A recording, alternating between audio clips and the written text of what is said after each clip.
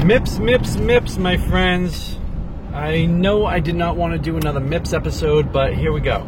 So, although we've just been doing a lot of MIPS things, and, you know, I'm dressed up, I'm in the car, I'm going to do a video. So, we had Rob Mancunis from the QIO in Massachusetts over the office yesterday. Today we had a client over where we were just kind of reviewing what her strategies were for going forward in all aspects of her practice, whether it's the revenue cycle side of things. We did a chart audit on her, but also focusing on MIPS 2019 already. It is never too early. We're already starting to understand some of the things that 2019 might include. We think that the penalty requirement is going to go from 15 points to avoid the penalty this year, all the way up to potentially 40 for next year. And how are we able to get people there in a very easy way that's not going to include more work for the providers, and maybe put in a little bit of cushion there so that even if everything doesn't fall the way that they want it to, they're still going to be covered and make sure they don't get hit with the penalty. So that's what we've been really focusing on. It's great to learn how things are going across the industry, and you know, so we have a lot of clients where we just do the MIPS management for. We'll manage it, so we'll, in the sense of we can help come up with a strategy. We can teach clinics how to put that strategy into motion on their own.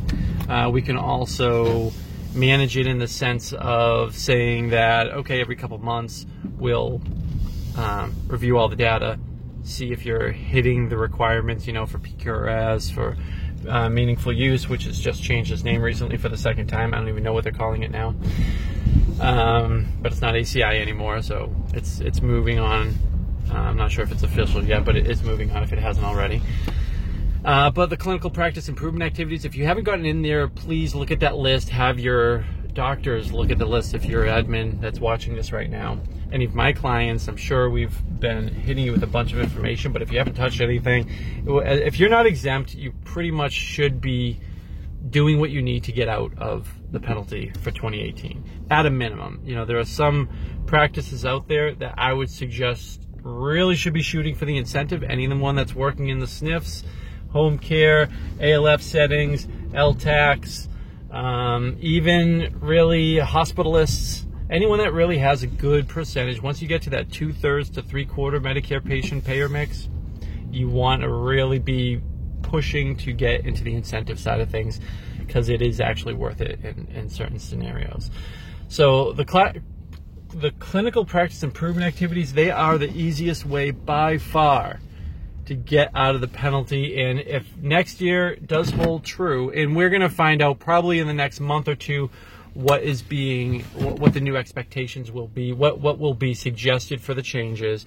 And then, as we know, the changes don't actually get certified until as early as October, but typically not until November is when it happens. This is so weird. I'm not actually driving for once here, so and it's really uncomfortable for me to do this without driving. But there's lots of different ways that we can help out on the MIPS side of things as far as figuring out what's right for your practice. You know, you might say, well, behavioral health, how does MIPS affect me? There are ways for you to address all the pieces of MIPS through behavioral health. It's, of course, challenging, but I think what we're seeing is, you know, they're doing lots of extra points too. There's lots of benefits you might not even realize that you're getting for free.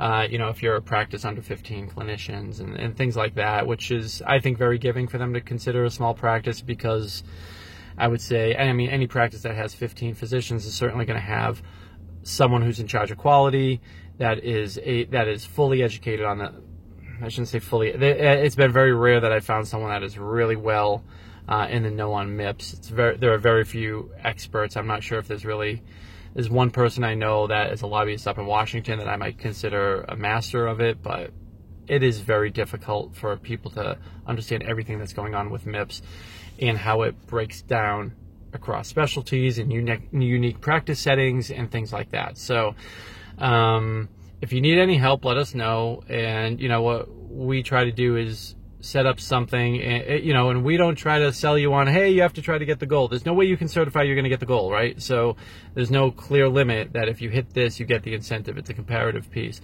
So, but there is a definitive measure on how to get out of the penalty. So if you're looking to just get out of the penalty, or if you want to learn what you have to do to at least compete for the goal, let us know. And as far as getting out of the penalty, it is often a very short walk. A short walk means not a lot of time, which means not a lot of money. And so we're very happy to help out in any of those type of ways. So let us know. 508-238-8646 to call our main line, contact Doctors Management Service, and we can help you out.